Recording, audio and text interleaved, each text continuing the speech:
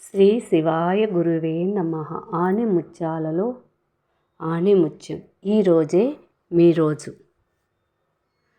మానవ ప్రకృతిలో బాధాకరమైన విషయం ఒకటి ఉంది. అది జీవితాన్ని జీవించటం కాకుండా జీవితాన్ని నెట్టివేయటానికి, యాంత్రికంగా యథాలాపంగా గడపటానికి చూడటం.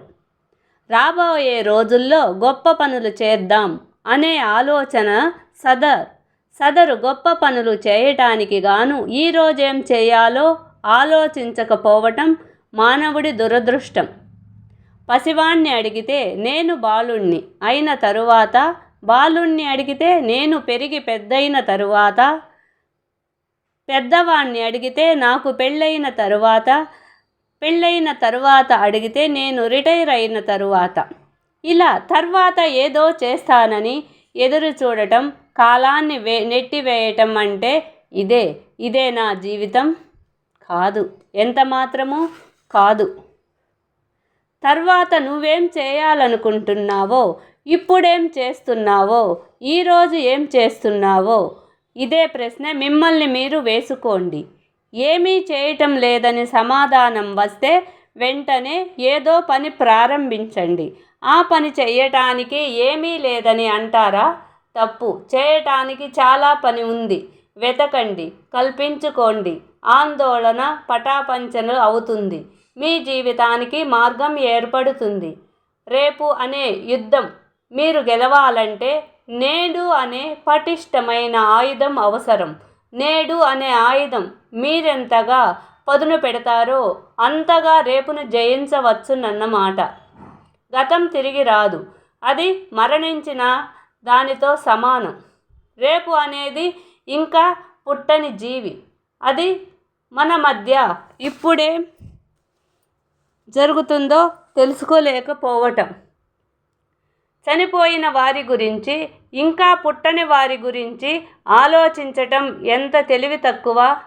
నిన్నటి బరువును, రేపటి బరువును ఈరోజే ఎత్తుకుంటే మోయలేక చతికిలబడిపోతాం.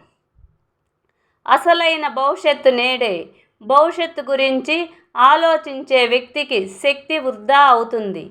మానసిక నిస్పృహ ఏర్పడుతుంది. ఈ నిస్పృహ వలన ఆత్మవిశ్వాసం దెబ్బతింటుంది. విత్తనాలు మొలకెత్తాలంటే గాలి, వెలుతురు అవసరం. ఆలోచనలు విత్తనాలు వంటివే. నిన్నటి ఆలోచనలు రేపటి ఆలోచనలనే కలుపు మొక్కలను పీకి వేస్తేనే నేటి ఆలోచనలు మొలకెత్తి ఫలాలనిస్తాయి. జీవితం అంటే ప్రతి రోజులోని ప్రతి గంటలోనూ, ఆ గంటలోని ప్రతి నిమిషములోనూ అంతర్లీనముగా ఉంటుంది. కనుక మీరు ప్రతిరోజు జీవించాలంటే ఏ రోజుకారోజు ఆ రోజును మీ రోజుగా మార్చుకొని పనితో సంతోషంగా, ఆహ్లాదకరంగా జీవించండి. జీవితాన్ని సంతోషమయం చేసుకోండి. అక్షరాల ఆణిముత్యం. ఈ వీడియో నచ్చితే చిన్న లైక్ ఇవ్వండి, షేర్ చేయి, సబ్స్క్రైబ్ చేయండి. కానీ ఈ వీడియో 1-2 సార్లు వినండి. దీనిలోని అర్థం మీకు అర్థమవుతుంది. ఒక్కసారి వింటే అర్థమవుతుందో లేదో తెలియదు. కానీ ఈ విషయాలు పనికి వచ్చే విషయమే. ప్రతి మనిషికి పనికి వచ్చే వీడియో.